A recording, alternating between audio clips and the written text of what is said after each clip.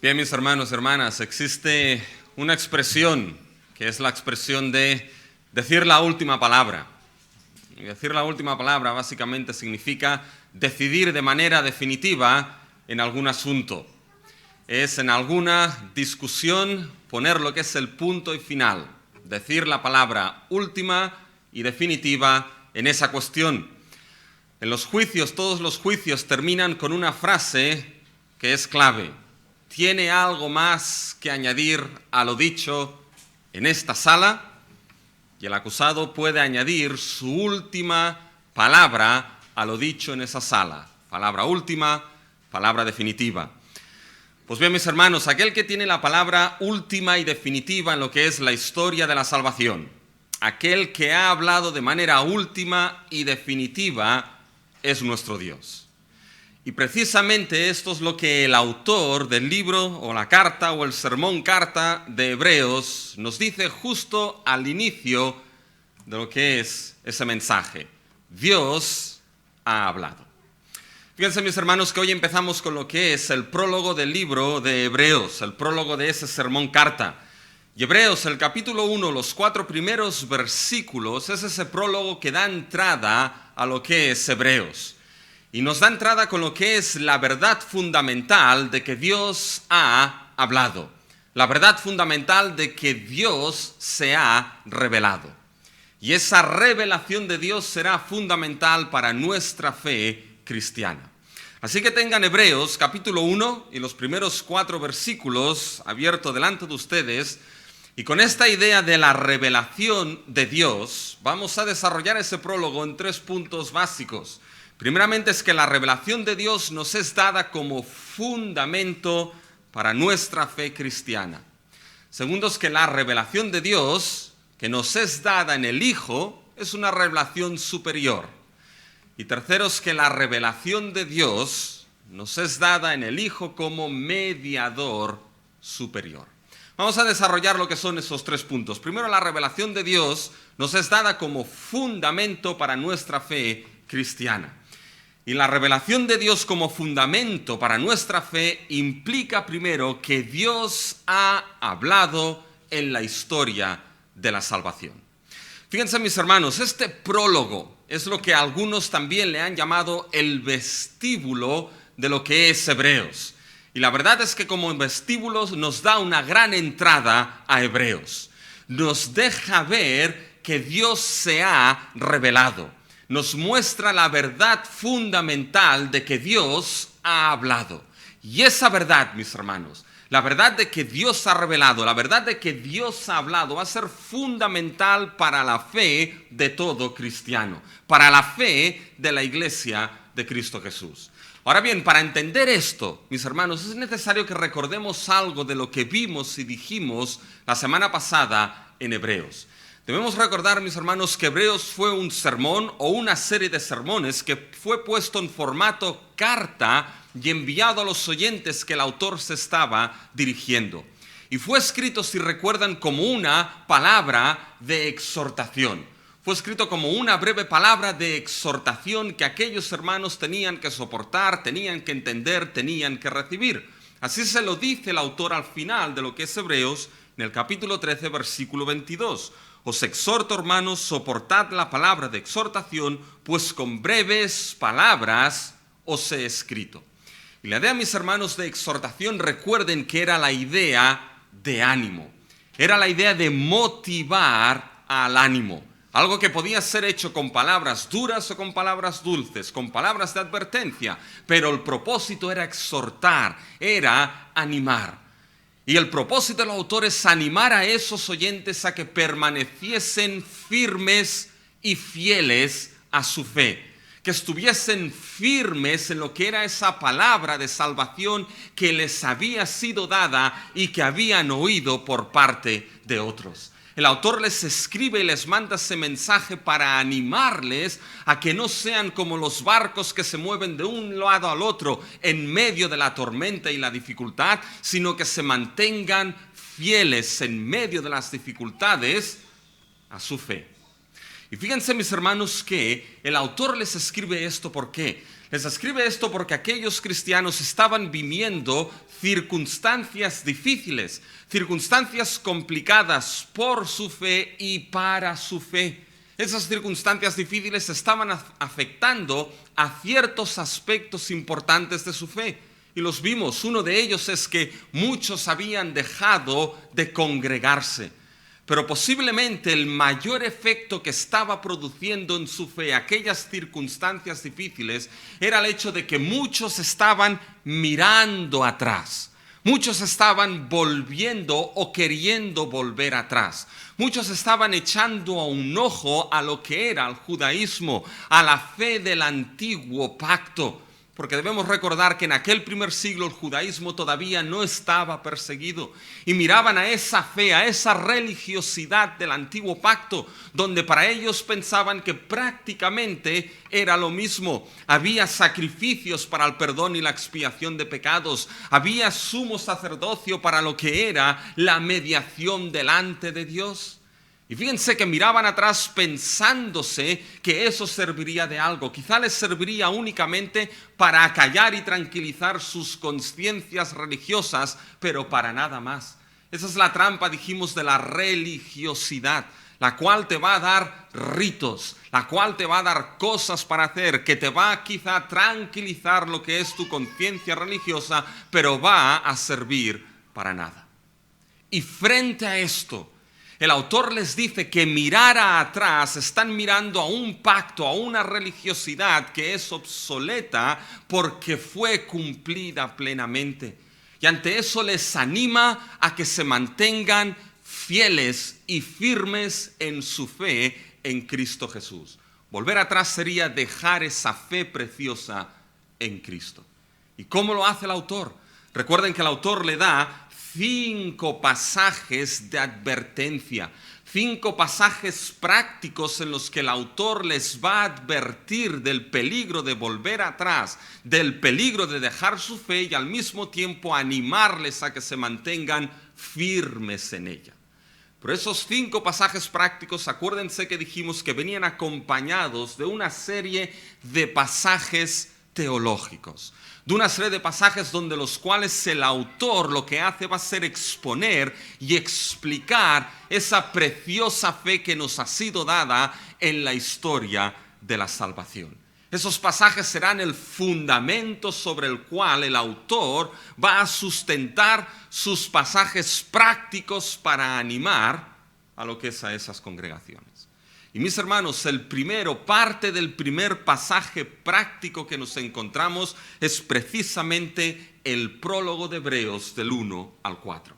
Y lo primero que el autor va a empezar diciéndoles, lo primero que el autor va a empezar diciendo a esos cristianos para que su fe se mantenga firme en medio de las circunstancias, es que Dios se ha revelado, es que Dios ha hablado. Fíjense, cuando decimos o queremos hablar de qué significa el hecho de que Dios se ha revelado, la revelación de Dios, fíjense que lo que significa es lo que el autor de manera clara en los 2 primeros versículos nos dice 2 veces. 2 veces el autor nos dice de que Dios ha hablado. Fíjense en el versículo 1. Dios habiendo hablado muchas veces y de muchas maneras. Fíjense, mis hermanos, ahora en el versículo 2. En estos postreros días nos ha hablado por el Hijo. Se dan cuenta, 2 veces el autor repite de que Dios ha hablado. Y esa es la verdad fundamental que el autor establece en su prólogo. Esa es la verdad fundamental con la que el autor abre su mensaje a los hebreos para confirmarles en su fe. Cuando decimos que Dios se ha revelado, mis hermanos, estamos hablando de la verdad simple, pero al mismo tiempo de la verdad grandiosa y gloriosa de que Dios es un Dios que ha hablado. Dios es el Dios que ha hablado, mis hermanos. Fíjense que en esos versículos hay una sola acción. Y la acción es que Dios habló. Ese es el concepto básico, mis hermanos. Es un concepto importantísimo porque sobre esta realidad de que Dios ha revelado, de que Dios ha hablado, se sustentará todo. Todo se va a sustentar sobre el hecho de que Dios ha hablado, mis hermanos. Dios es un Dios que no se ha quedado callado. Dios es un Dios que se ha comunicado. Dios es el Dios que se comunica. El Dios verdadero, mis hermanos, es un Dios que ha hablado y habla. ¿Por qué? Porque esto está en la misma esencia de Dios. Dios es un Dios personal, es el Dios personal, mis hermanos.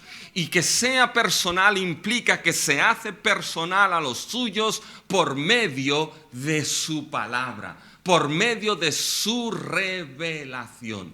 Fíjense, mis hermanos, que cuando se genera el acto de la comunicación, hay algo personal ahí. Hay una relación que quiere establecerse. Cuando se genera el acto de la comunicación, nos encontramos el emisor, que lo que hace es emitir el mensaje. Nos encontramos el receptor, que lo que hace es recibir ese mensaje, esa información.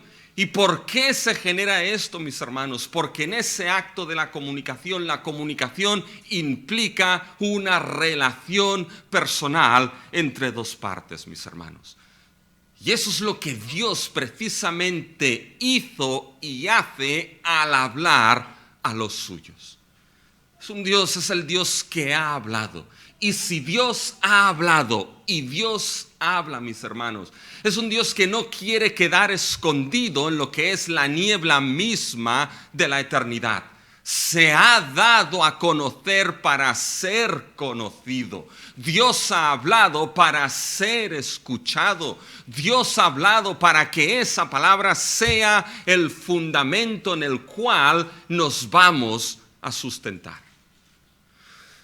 Y saben, la pregunta aquí es, ¿por qué es tan importante? ¿Por qué el autor empieza de esta manera a esos cristianos? Hubiese podido quizá empezar con algo mucho más grandioso el autor.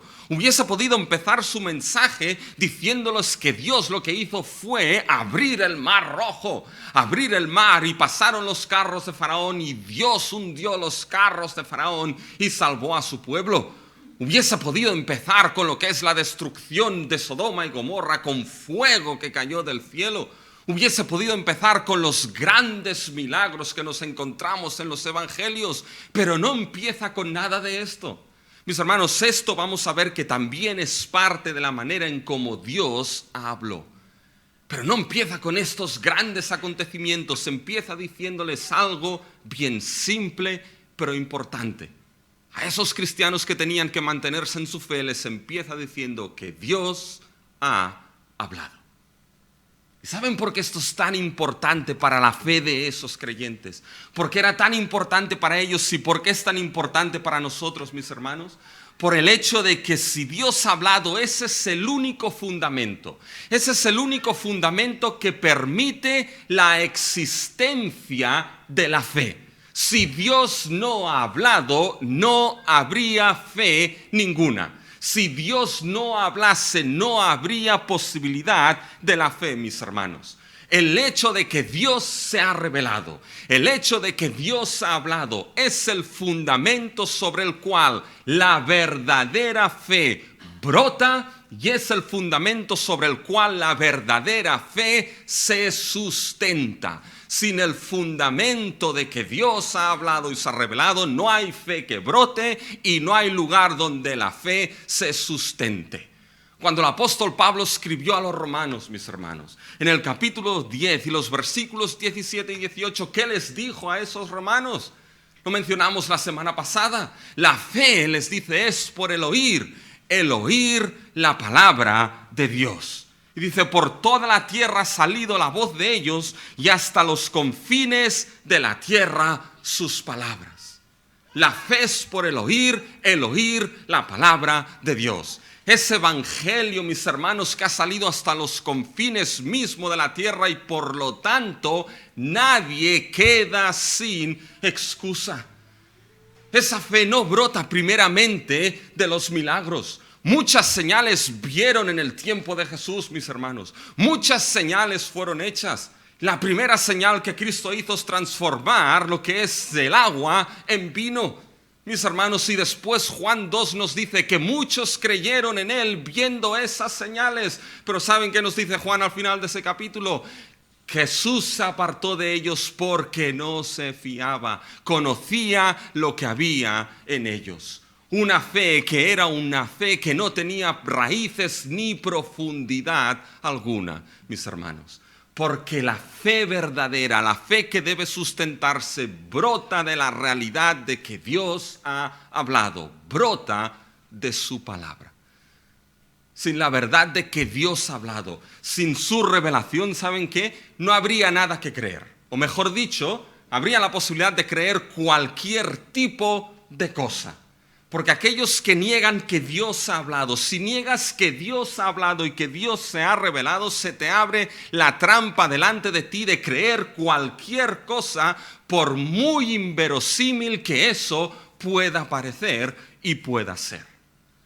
Mis hermanos, el fundamento de nuestra fe, el fundamento de la fe cristiana está en que Dios ha hablado. En que Dios ha hablado de manera definitiva, veremos, de que Dios ha hablado a los suyos. Sin esa verdad no habría fe. Miren las confesiones, mis hermanos. Miren las confesiones cristianas. Nuestra confesión, la confesión de fe bautista, la del 1689, ¿saben cómo empieza?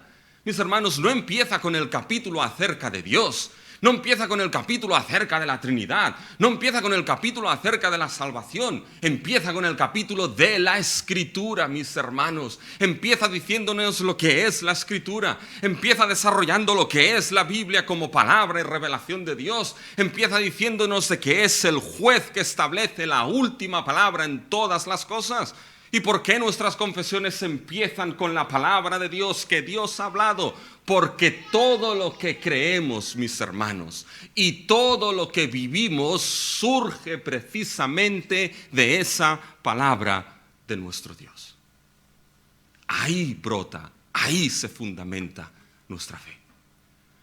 ¿Y saben qué? Quizá alguien podría pensar, bueno, pero sin revelación de Dios no hay fe. Si Dios no ha hablado hoy, entonces ¿puedo creer o tener cualquier concepto de Dios? ¿Puedo creer alguna otra cosa? Puede haber fe igualmente. Puedes llamarle fe, pero eso no es la fe que la Escritura determina. La fe que nos encontramos en la Escritura, mis hermanos, es esa fe que entiende que Dios ha hablado, pero que ha hablado, y es muy importante esto, en el contexto de la historia de la salvación. Fíjense cómo el autor en los versículos 1 y 2 establece la manera en cómo Dios ha hablado. No ha hablado en cualquier sitio. Fíjense cómo nos muestra un contexto de esa verdad de que Dios ha hablado. Fíjense los versículos 1 y 2. Dios habiendo hablado muchas veces y de muchas maneras, fíjense, en otro tiempo a los padres por los profetas. ¿Quiénes eran esos padres en la historia de la salvación, mis hermanos? Abraham, Isaac, Jacob. ¿Quiénes eran esos profetas? Nos encontramos a Moisés, a Isaías, a Jeremías, a los 12. Fíjense en el versículo 2 ahora, mis hermanos. En estos postreros días nos ha hablado, ¿por quién? Por el Hijo. Fíjense, mis hermanos, que el Hijo aquí se refiere, y está claro, a la persona de nuestro Señor Jesucristo. ¿Se dan cuenta cómo el contexto que el autor está estableciendo aquí, mis hermanos, es el contexto de la historia de la salvación? Esa historia de la salvación, mis hermanos, que tenemos registrada en lo que es esta santa palabra. Esa historia de la salvación es el contexto en el cual Dios ha hablado. Es más, mis hermanos, esa historia de la salvación no solamente es el contexto, sino que esa historia de la salvación, mis hermanos, es esa historia revelada. Nos muestra que la palabra de Dios es una palabra salvadora, salvífica. Cuando pensamos en la historia de la salvación, mis hermanos, la historia de la salvación misma es una historia revelada. La historia de la salvación tiene un carácter revelador. Dios obró en la historia con hechos salvíficos. Dios llamó a un hombre y lo sacó de su tierra, Abraham. Dios llamó a un pueblo. Dios le dijo a un pueblo que tenían que sacrificar al Cordero Pascual para ser redimidos. Dios abrió el mar y su pueblo pasó y fue liberado de la esclavitud de Egipto. Todos estos hechos, mis hermanos, son hechos en la historia, hechos con los que Dios construye su salvación. Pero esos hechos no quedaron solos. No quedaron para ser interpretados de cualquier manera. No quedaron solos en la historia para que pudiésemos pensar y decir lo que queríamos de ellos. Dios a esos hechos le añadió su palabra. Le añadió la palabra que tenemos registrada por inspiración para explicar e interpretar esos hechos, para explicarnos lo que el éxodo significaba, para explicarnos lo que significaba la vuelta del exilio, para explicarnos lo que significa verdaderamente la cruz y la resurrección. Por lo tanto, fíjense, mis hermanos, que esa palabra, esa revelación que nos explica esos hechos, es una palabra, una revelación que su carácter es un carácter redentor. Cuando Dios ha hablado con el propósito, el carácter, la intención de declarar una palabra salvadora, salvífica y redentora. Eso es lo que el autor les está diciendo. Dios ha hablado y en esa historia ha hablado palabra de salvación. Y es esa verdad que a esos cristianos que estaban mirando hacia otro lugar, esa verdad de que Dios ha hablado salvíficamente, mis hermanos, esa verdad va a ser el fundamento para ellos, para que se sustenten en ella. No va a haber otra gran palabra que esa que Dios ha hablado. Saben que el autor les está diciendo, no son las circunstancias ahí donde vuestra fe tiene que sustentarse. Si a esos cristianos miraban las circunstancias de su tiempo, mis hermanos, decaerían al momento y algunos empezaron a decaer. Si se fiaban de sus sentimientos, hoy me siento mejor, mañana me siento peor, mis hermanos, su fe sería como una veleta en medio del mar, se movería de un lado a otro en función de cómo los sentimientos fuesen. Spurgeon decía que aquel que tiene unos sentimientos que cambian del día para el otro es uno que es salvado 1000 veces al día y pierde su salvación 1000 veces al día, porque sus sentimientos van de un lado a otro. El autor les dice, no es las circunstancias, no son los sentimientos, vuestra fe se fundamenta en la verdad de que Dios ha hablado. Y mis hermanos, es lo mismo para nosotros.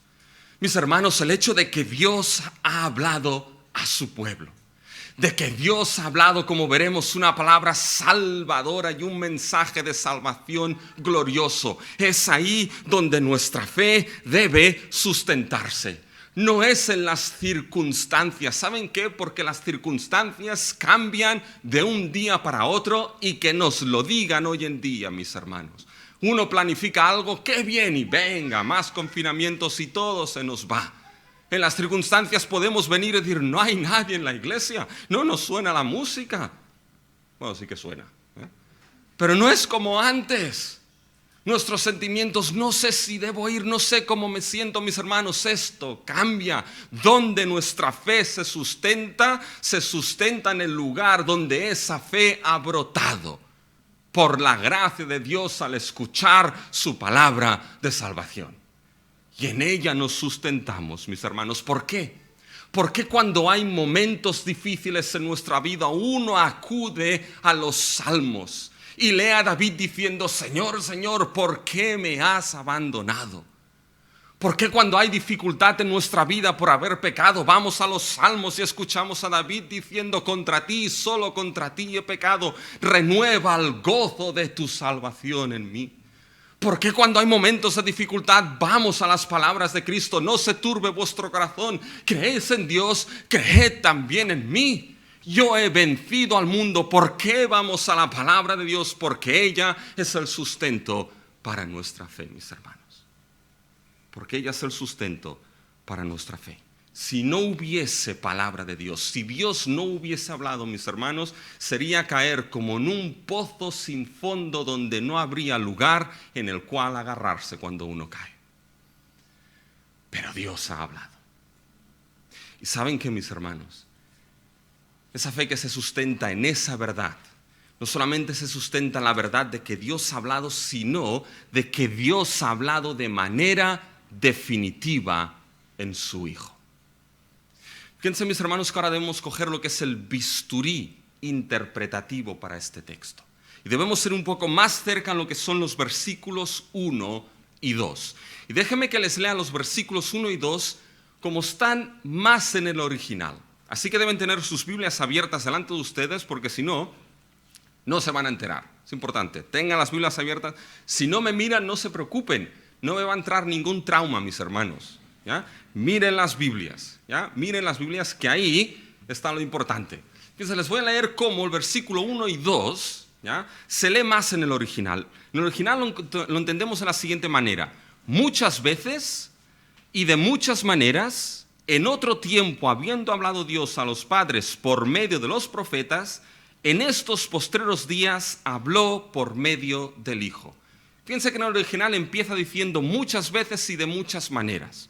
Eso es importante, mis hermanos, después lo retomaré. Pero fíjense que cuando leemos el versículo 1 y 2, lo primero que nos encontramos es que se establece un contraste entre dos tiempos.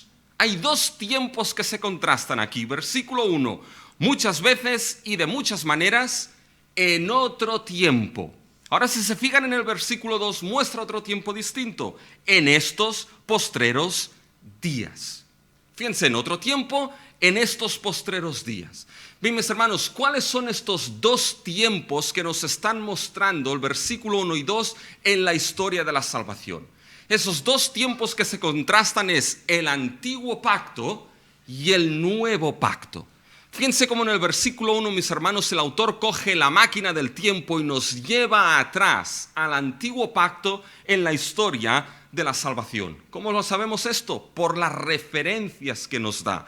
Fíjense, Dios habiendo hablado muchas veces y de muchas maneras, en otro tiempo, ¿quiénes eran los receptores? A los padres, Abraham, Isaac, Jacob. Los agentes por los cuales habló Dios, por los profetas, Isaías, Jeremías, Ezequiel, los 12. ¿Se dan cuenta? Todo es contexto de antiguo pacto. Ahora bien, cuando vamos al versículo 2, fíjense cómo las cosas cambian. En los postreros días nos. ¿Ven ese nos en sus Biblias, mis hermanos? Ese nos es vital. ¿Por qué? Porque ese nos implica que el autor se está incluyendo junto con los receptores. En los postreros días a nosotros, Dios nos habló. Es decir, los cristianos, el autor junto con esos cristianos a los que se dirige. Esto, mis hermanos, es contexto de nuevo pacto. Los cristianos están en el nuevo pacto. Además, fíjense, nos habló por el Hijo, por Cristo Jesús, quien vino y inauguró lo que es el nuevo pacto. ¿Se dan cuenta? Hay dos contrastes, antiguo y nuevo pacto. Ahora, lo importante es entender, mis hermanos, que el Dios que habla es el mismo. Solo hay un sujeto y solo hay una acción. El Dios que habló en el antiguo es el Dios que nos habla también en el nuevo. No hay un Dios de llamas en el antiguo y de misericordia en el nuevo, ¿ya? No hay un Dios de ira en el antiguo y un Dios de amor en el nuevo. Es el mismo Dios que habla en el antiguo y en el nuevo. Y aquí está, mis hermanos, la importancia de contrastar el antiguo y el nuevo pacto. El énfasis del contraste del autor es no contrastar el antiguo y el nuevo pacto porque sí, es contrastar la forma en cómo Dios habló en el antiguo y la forma en cómo Dios habló en el nuevo. Y eso es importante porque aquellos cristianos miraban hacia atrás y les va a decir, bueno, ahora os informo cómo Dios habló en el antiguo. Y aquí viene el énfasis. Fíjense el versículo 1. Les he dicho que el autor empieza diciendo muchas veces y de muchas maneras. Eso es lo que hay al inicio del versículo 1. Eso es lo que el autor quiere que esos oyentes escuchen de manera primera. Muchas veces, de muchas maneras, en otro tiempo, habiendo hablado Dios. Fíjense que ese énfasis nos dice cómo Dios habló en el antiguo pacto. Y nos dice muchas veces. Fíjense que Dios no habló una única vez, mis hermanos. Eso nos da la idea de que la revelación de Dios, la palabra de Dios en el antiguo pacto no era una palabra definitiva, no era una palabra completa. Dios habló muchas veces. Fíjense que habló a Abraham varias veces, habló, mis hermanos, a Moisés, habló a Israel, habló a David. Una palabra detrás de otra, una palabra detrás de otra, una palabra detrás de otra. Esto es lo que dijimos, que la revelación es progresiva. Dios va añadiendo más y más revelación en el antiguo pacto. Habló muchas veces. ¿Y de qué manera? De muchas maneras. Piensen en el antiguo pacto. ¿De qué maneras habló Dios, mis hermanos? Habló a través de sueños, habló a través de visiones, habló a través de ángeles, habló a través de apariciones, habló con voz audible. Hermanos, si hasta un asno habló en el Antiguo Testamento. Habló de muchas maneras en el Antiguo Testamento. ¿Qué es lo que el autor quiere que entiendan esos oyentes? Que la revelación de Dios, Dios habiendo hablado en el Antiguo Testamento, no era una revelación, no era una palabra definitiva, no era una palabra completa, no era una palabra última. Había algo más que decir de manera última en esa historia de la salvación. ¿Cuándo viene esto? Fíjense en el versículo 2. Fíjense aquí el contraste, mis hermanos. En estos postreros días. Fíjense que aquí, mis hermanos, nos presenta lo que son los postreros días. Y dijimos que esto viene del Antiguo Testamento. El Antiguo Testamento veía los postreros días, mis hermanos, como la intervención definitiva de Dios en la historia. Pues bien, en el Antiguo Pacto habló, mis hermanos, muchas veces, de muchas maneras, y habló por qué agentes. A los padres, ¿por medio de quién? Por medio de los profetas. Escuchen bien esto, porque profetas es plural. ¿Se dan cuenta? No había solamente un único profeta por el cual Dios habló. Había varios profetas. El profeta tipo, Moisés, pero después vinieron otros. Isaías, Jeremías, los 12. Es plural. Varios profetas, uno detrás de otro. Dios hablando varias veces, una detrás de otra. Ahora vienen los postreros días. El autor dice, viene ese tiempo, esa intervención definitiva de Dios en la historia. En los postreros días nos ha hablado. El autor está situando a aquellos creyentes en el tiempo de los postreros días, en el tiempo en que Dios ha intervenido de manera definitiva en la historia. ¿Y cómo ha intervenido de manera definitiva? Fíjense, mis hermanos, en estos postreros días, Dios nos ha hablado. Dios lanza su última palabra de salvación. Su palabra que ya no será una palabra que vendrá otra y otra y otra. Va a ser su palabra definitiva y última, mis hermanos. Y esa expresión del versículo 2, nos ha hablado. ¿Lo ven ahí en sus Biblias? Mis hermanos, ese verbo es importante. Puede parecer muy similar al del versículo 1, habiendo hablado, pero no es el mismo. ¿Saben en el versículo 2, mis hermanos, cuál es la diferencia? Que la manera en cómo lo usa el autor es con la visión de pájaro. El pájaro que vuela, mis hermanos, y tiene una visión completa de principio a fin. Una visión definitiva de todo. Fíjense, yo estoy aquí arriba en el púlpito y ¿saben qué? Puedo ver de principio hasta el final. Veo quién está despierto y quién está dormido, no se me escapan. Quién mira la hora y quién no la mira. Tampoco se me escapa esto. ¿Ya? Una visión completa. Esta es la visión que da el autor en el verbo nos ha hablado en el versículo 2. Intervención definitiva en la historia. Ha hablado de manera definitiva en la historia, completa. ¿Y dónde vemos esto? En el agente por el cual Dios ha hablado en el nuevo pacto. Fíjense la gran diferencia. En estos postreros días nos ha hablado por el Hijo.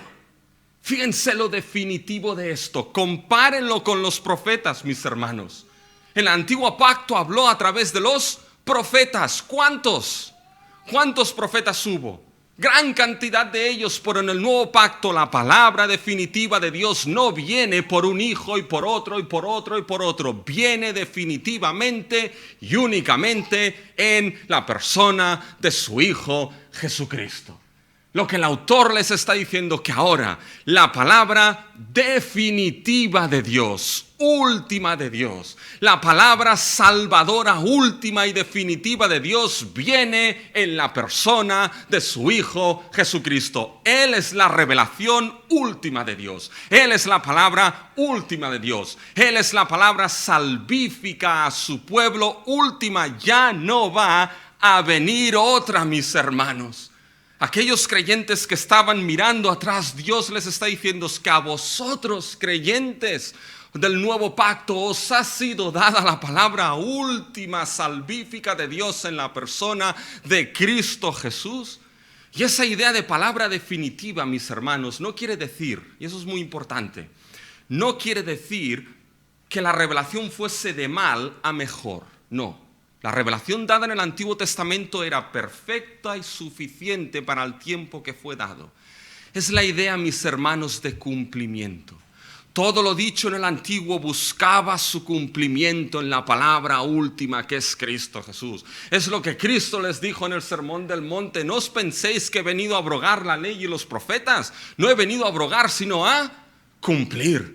¿Qué es lo que les dijo Jesús a aquellos que habían salido a ver a Juan el Bautista? ¿Qué salisteis a ver? Y Jesús les dice en Mateo 11:13, porque los profetas y la ley, todo el antiguo pacto, profetizó, anunció hasta Juan el Bautista. Y después de Juan, ¿qué pasa con esto? Viene la palabra última. Viene el cumplimiento de todo lo dicho en la persona de Cristo Jesús. A vosotros Dios os ha hablado de manera definitiva en su Hijo. Cuando Cristo, mis hermanos, salió de las aguas del bautismo, el cielo se abrió, el Padre habló. ¿Y qué dijo el Padre? Este Jesucristo, este es mi Hijo amado. Está utilizando Isaías 42, el siervo sufriente. Este es el siervo del cual hablaban los profetas. Este es mi Hijo amado. ¿Y qué dice el Padre? A Él oíd. Él es la palabra definitiva. En Él voy a hablar de salvación para el pecador. En Él llevo toda la palabra de salvación a lo largo de la historia cumplida. Este es mi Hijo amado. A Él oíd. ¿Saben qué, mis hermanos? La venida de Jesucristo no son como las aplicaciones de los bancos en los teléfonos, que cada 2 por 3 te están pidiendo que las actualices. Y ya mi teléfono, mis hermanos, ya es de la generación, no sé qué generación, que ya no las puedo actualizar porque se me ha comido toda la memoria y ya no las puedo actualizar y ya no puedo hacer nada. Mis hermanos, no es una actualización más de la historia de la salvación, la venida de Cristo. Es la palabra definitiva, y después de esta palabra salvadora en Cristo Jesús no vendrá ninguna más, mis hermanos. Por lo tanto, les está diciendo a aquellos creyentes, esta es la palabra última, y si es definitiva, no podéis moveros de ella hacia ningún lado. No podéis ir atrás o no podéis ir más allá de la palabra de Dios en Cristo y en el Evangelio de gracia y fe en nuestro Señor Jesucristo. Y mis hermanos, eso es importantísimo para nosotros. Esta palabra definitiva en Cristo, ese mensaje de salvación, mis hermanos, en Cristo Jesús es definitivo. Y no podemos movernos de él ni a izquierda ni a derecha, ni volver hacia atrás, ni ir más allá. Mis hermanos, hoy en día aquellas iglesias que se llaman las iglesias progresistas, que progresan más allá de la verdad del Evangelio de Cristo Jesús. No hay sitio donde ir más allá de la revelación de Cristo, mis hermanos. Ahí está nuestro fundamento. Ahí es lo que el autor les dirá en el capítulo 2. Cuidado. Fíjense en el capítulo 2, versículo 1 y 2. Por tanto, es necesario que con más diligencia atendamos a las cosas que hemos oído, no sea que nos deslicemos. Porque si la palabra dicha por medio de los ángeles fue firme y toda transgresión y desobediencia recibió justa retribución, ¿cómo escaparemos nosotros si descuidamos una salvación tan grande? Si buscas palabra de salvación en algún otro que no sea la persona de Cristo Jesús, no hay palabra de salvación alguna. No hay salvación aparte y fuera de Cristo Jesús. En Él, Dios ha hablado definitivamente. Y en esta, mis hermanos, aún y los tiempos difíciles que vivamos, aún y los tiempos que pueden hacer que movamos, mis hermanos, nuestra fe, no nos sustentamos en esa palabra definitiva del Evangelio de Cristo Jesús. Porque esa revelación de Dios, que es fundamento para la fe cristiana, mis hermanos, es la revelación de Dios que nos es dada en el Hijo como una revelación superior. ¿Y por qué es superior en el Hijo? Por la posición superior que sustenta el Hijo. Fíjense, primero es una posición superior de haberle hecho heredero de todas las cosas. Fíjense, mis hermanos, que ahora a partir del versículo 2 en adelante, el autor nos va a describir al Hijo. Esa revelación no solamente es definitiva en el Hijo, en el Evangelio, sino que ahora nos dirá que es superior esa revelación. Y repito, esa superioridad no quiere decir que la del Antiguo Testamento fuese mala, no, es con la idea de cumplimiento, hemos llegado al cumplimiento último.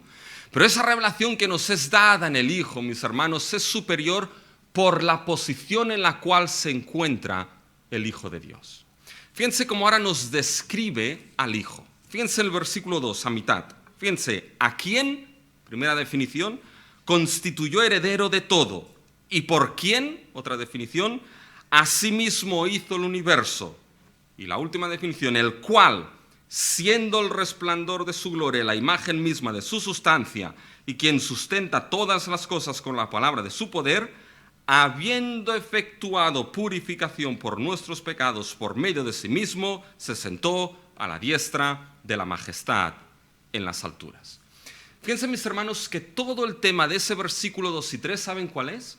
La posición de superioridad que sustenta el Hijo.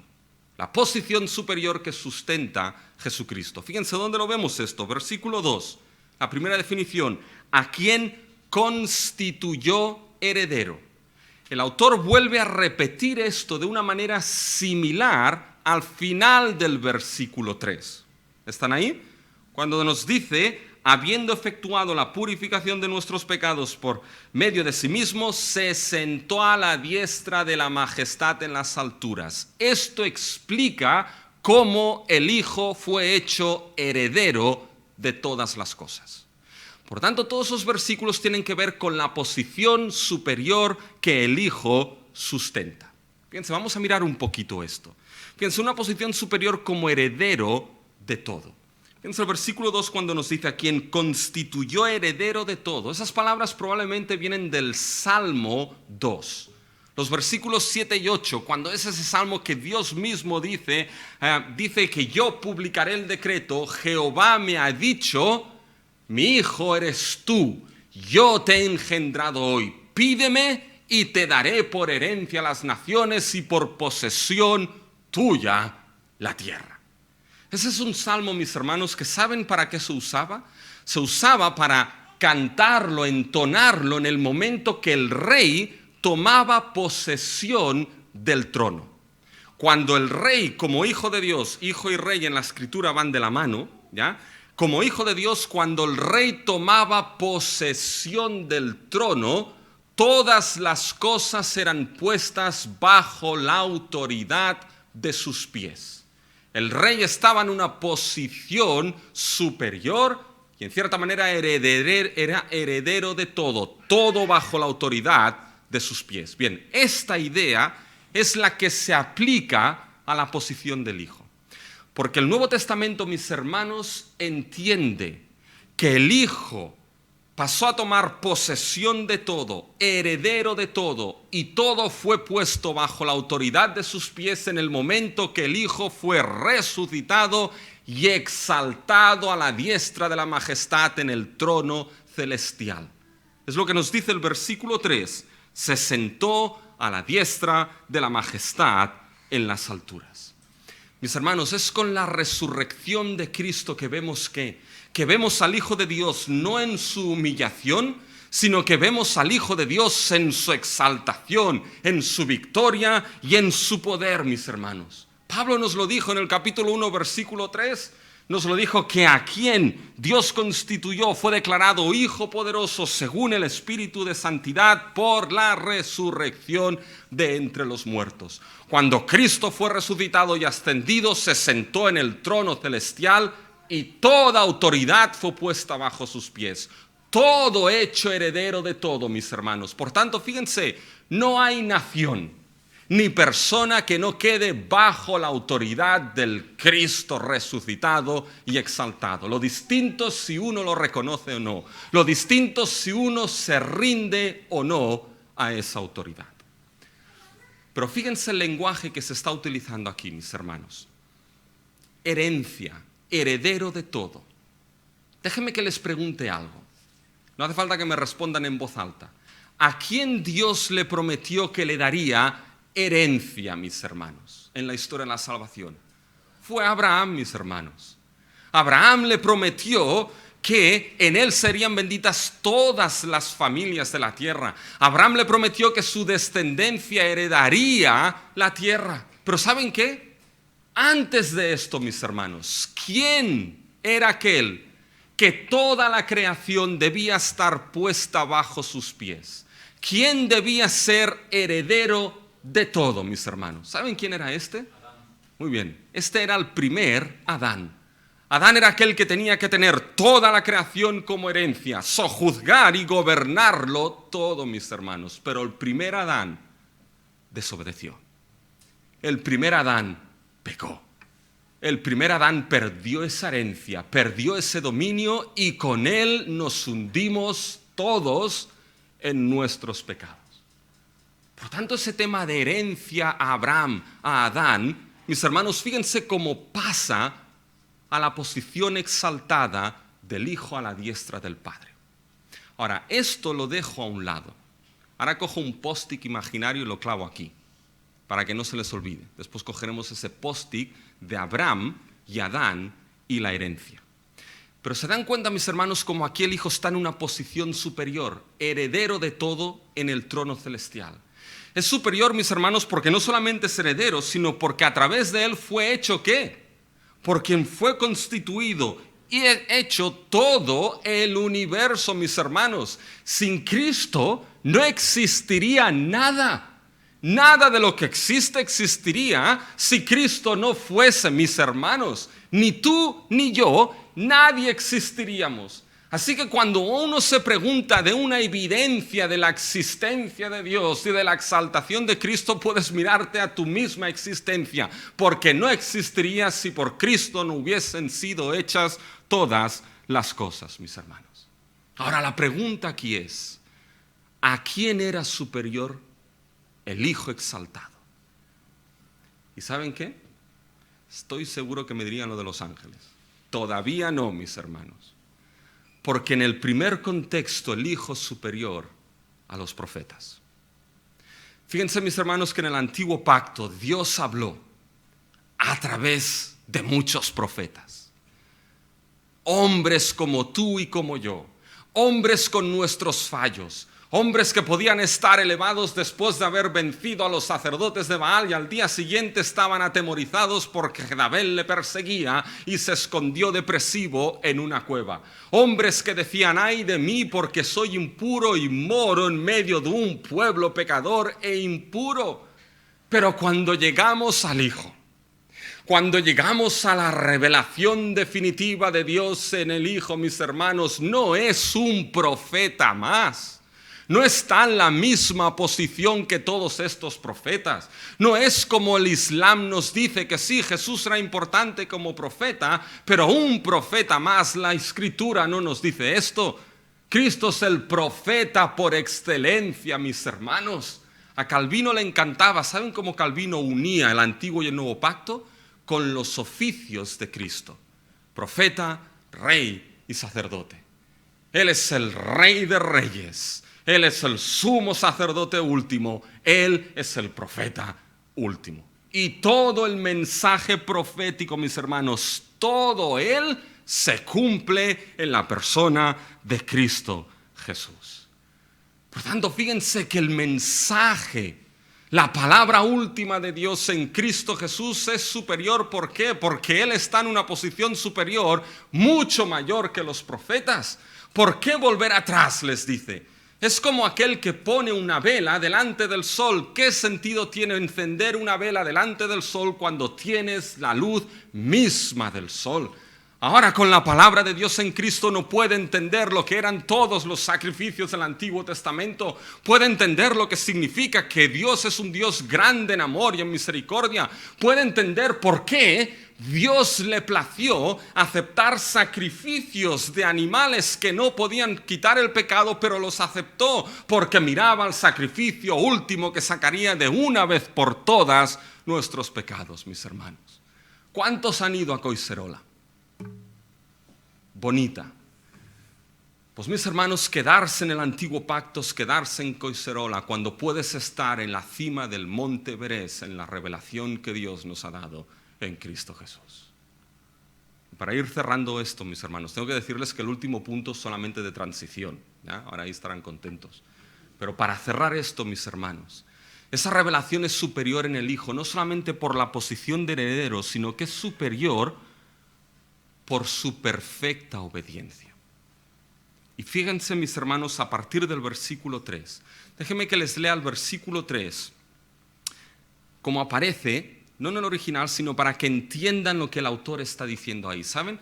La acción principal del versículo 3, ¿saben cuál es, mis hermanos? La acción principal de ese versículo es: se sentó. Esa es la acción principal. Ese es el motivo principal. Se sentó. Ahora, esa acción viene explicada por una serie de cosas. Fíjense, el cual, siendo el resplandor de la gloria y la imagen misma de su sustancia, sustentando todas las cosas con su palabra poderosa, porque efectuó, o después de haber efectuado, purificación de pecados, entonces se sentó a la diestra de la majestad en las alturas. Es importante lo que el autor está diciendo aquí. Fíjense, empieza a describir al Hijo. Mis hermanos, nos dice que el Hijo es la imagen, el resplandor de su gloria. Y eso ya mencionamos algo, pero simplemente decir que la gloria era la manifestación de la plenitud de Dios. Pues bien, ¿el Hijo quién es? Mis hermanos, es el resplandor, es la manifestación de la plenitud de quién es Dios. El Hijo es Dios mismo. Es la imagen misma de su sustancia. La palabra que aquí el autor utiliza es una palabra que se utilizaba para los grabados que había en las monedas en aquel tiempo. Así como los grabados representaban a la figura, mis hermanos, aquí el Hijo es la representación misma de quién es Dios, de la esencia misma de Dios. ¿Qué es lo que está diciendo el autor en pocas palabras? El Hijo es ¿quién, mis hermanos? El Hijo es Dios mismo. El Hijo es Dios mismo. Y fíjense, el Hijo siendo Dios y sustentando todas las cosas con el poder de su palabra. Eso es esencial para el argumento del autor. Saben que aquí el sustento, no se piensen como que Cristo solamente sostenía todo lo que eran las cosas. Saben, había en la mitología griega el gran titán Atlas. ¿Saben quién era el gran titán Atlas? Los titanes, mis hermanos, en la mitología griega fueron vencidos en las guerras olímpicas por los dioses del Olimpo. Y los titanes fueron condenados. Y Atlas, pues no salió muy bien parado el pobre hombre. Porque fue condenado ¿a qué? A separar y a mantener separado el cielo de la tierra. Pero eso siempre que vemos una figura en la escultura de Atlas, aparece con el pobre hombre, con el mundo sobre sus espaldas sustentándolo. Bueno, este no es el sustento que el Hijo hace con su palabra poderosa. El sustento es que Él mantiene, preserva todas las cosas que por Él han sido hechas. gobierna todas las cosas para sus propósitos, dirige todas las cosas al propósito último que el Padre ha establecido. Ese es el sustento de Dios. ¿Y saben por qué eso es tan importante, mis hermanos? Porque fíjense, el Hijo superior por quien es como Dios. Y el Hijo nunca dejó, ni nunca dejará de ser Dios. Incluso cuando se encarnó para hacer purificación por nuestros pecados, se encarnó siendo Dios. Incluso eso caía en el sustento y control de todas las cosas en las manos de su Hijo. Fíjense cómo el autor lo pone: siendo el resplandor de su gloria, imagen misma de su sustancia, sustentando todas las cosas con el poder de su palabra, habiendo, cuando, porque efectuó purificación de nuestros pecados, se sentó a la diestra. ¿Se dan cuenta? Incluso el encarnarse y el hacer purificación por nuestros pecados como Dios caía en el sustento y control que el Hijo tiene de todo. Y esa expresión, habiendo hecho purificación de nuestros pecados, nos indica dos cosas, mis hermanos. ¿Saben qué nos indica? Nos habla de la cruz. Nos está diciendo aquí el autor que la palabra definitiva y superior de Dios en el Hijo, esa palabra definitiva y superior de salvación, ¿qué significa? Significa que el Hijo de Dios en la cruz hizo purificación por nuestros pecados, por los tuyos y por los míos. Significa que el Hijo de Dios vertió su sangre preciosa para que tú y yo pudiésemos ser perdonados, para que aquellos que el Padre amó pudiesen tener sus pecados limpios y purificados. Y esa es una palabra superior. ¿Saben por qué, mis hermanos? Porque Isaías, cuando vio al Dios en el trono, ¿qué es lo que dijo Isaías? ¡Ay de mí, que soy pecador y vivo en un pueblo de labios impuros! Y un ángel, mis hermanos, qué glorioso. Un ángel salió del trono, cogió un carbón encendido del altar y tocó al profeta. ¿Y qué le dijo? Tu culpa es quitada, limpios son tus pecados. Un ángel hizo eso. ¿Qué daríamos para que un ángel hiciese eso? ¿Saben qué daríamos? Nada. Porque algo mayor tenemos.